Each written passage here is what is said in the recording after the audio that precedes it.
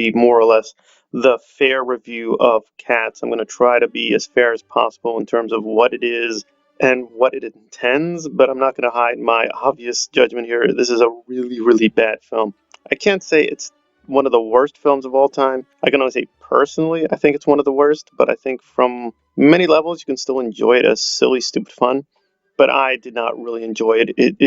Even trying to go through this thing was really bothersome. I mean, I have some of the notes in front of me of who the cat names are, and I don't care. Like Old Deuteronomy, McCavity. I'm just like the Jellicle thing. I'm just like, what is this nonsense? So, what is Cats? Well, Cats is essentially an adaptation of a book by T.S. Eliot. It's a very curious book unto itself. It's basically a joke. Now, T.S. Eliot never intended this to be a real play or anything like that. It was just a joke. He just made up a bunch of rhymes about cats. But some genius decided, well, this could actually be the basis of a play. And it became a really successful Broadway play. And the rest is history. They've tried to adapt this several times. And the original plan for Cats itself was actually to be an animated film, which might have at least been okay. Probably wouldn't have been a great film, but at least would have been decent. Instead, they decided to make a really, really expensive and really, really weird CGI, and I can only say just complete vomit fest. It's just ridiculously ugly and stupid, and nothing looks right. And it's just, it was just disgusting to look at. I mean, that's just shocking, is that the cat people just look terrible. I don't want to look at them. I mean, it's seriously that awful looking. So that was a big detraction. That said, this is a very interesting question in terms of how you look at films and what you want from a film. This thing does not really have a story or characters. I'm not even exaggerating. In the play, for lack of a better term, if you actually even try to go through it, basically the cats just come, they sing, they say their name. Other cats come, they sing, they say their name.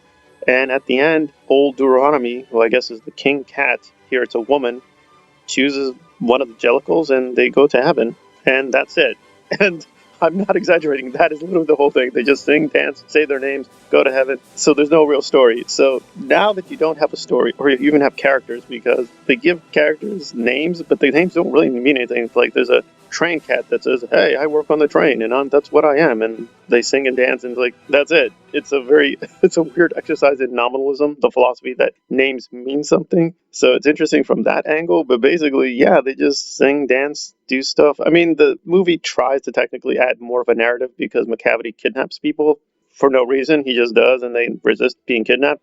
That's about it. There's no real narrative here. There's nothing. And now that you're free, having no story, no characters, and Tom is one of the best directors in the world, you think, okay, at least they're going to try something really bold and experimental, given that they don't really have to pay attention to the source material. But shockingly, they still try to stay faithful to the book in some regards. And so it's like, this is just a complete mess all over the place. It's like, it could just be a crazy style of Tom. And you do see some of his signature camera angles, but that's about it. There's really nothing here in terms of inviting, either in terms of visually or even in terms of performances. Almost uniformly, they're all disappointing. The only one that really seems very spirited and energetic is the Ian McKellen performance. He seems really into it. He goes all the way with it. But the other ones are just kind of coming in, going. Even Taylor Swift, I say, she does pretty good, but it's basically just a cameo. She just comes on and she just leaves. So it's not that they're not trying, it's just that this world is just so uninviting and self-contradictory, and it's just not even interesting to reside in. If you don't have a good story or good characters, you can at least sort of be lost in the world in terms of the style of a film. Like, for instance, Attack of the Clones, I would regard as, a great film, but I know people really hammer the plot and characters don't make sense. But I think, I don't know, I still think there's interesting things about that world. And visually, I find it a disgusting thing to look at as well. I just cannot stand looking at Attack of the Clones. Like 90% of it is visually offensive to me. But there's still enough for me to find the world intriguing. That's not true of Cats. It just did not work for me. That said, to be fair, apparently the actual specific demographic this thing was meant for, like people who know about the Broadway play and have seen it, they apparently really, really enjoyed it. They gave it really high marks. So at least for its very small intended audience, it will work for them. But almost every other category just was like, I mean, the best things you can say about it is it's an experience. And so if you're a rare person, maybe this thing will really hook into you and you'll be like, yes, this was really interesting. And at least it's not the typical blockbuster.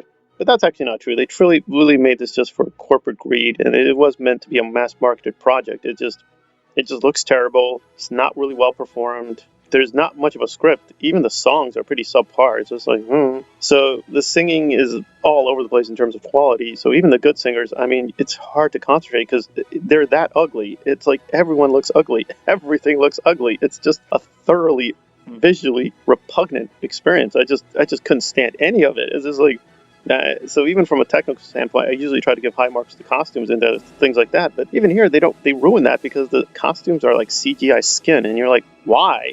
Why? It just feels like a filmmaker who's a really great filmmaker just got lost in the technology and produced at best a very mediocre film. So it's not one of those it's so bad it's good. It just seems very lifeless. Even though they put a lot of money and time and effort, I didn't feel much of any real energy. And I'm someone who tries to give Moulin Rouge a chance, and I realize that thing is completely ridiculous from a plot and narrative standpoint. But yeah, at least that seemed to have some energy. The pop songs and the way they're coordinated make no sense, but there's some good hit scenes here and there, and there's some energy to the way Nicole Kidman moves, but this is the complete opposite. It's like it doesn't matter. Like nothing is really working. Either the performances, the songs. Again, except for Ian McKellen, it's pretty much a waste of time. So I'm gonna have to give Cats again a fair-minded review, a really, really low score. I'm gonna have to give it I'm forced to say a 3 out of 10. There's some interesting moments as always with Tom here and there, and you can definitely feel at least some dedication in terms of the sets.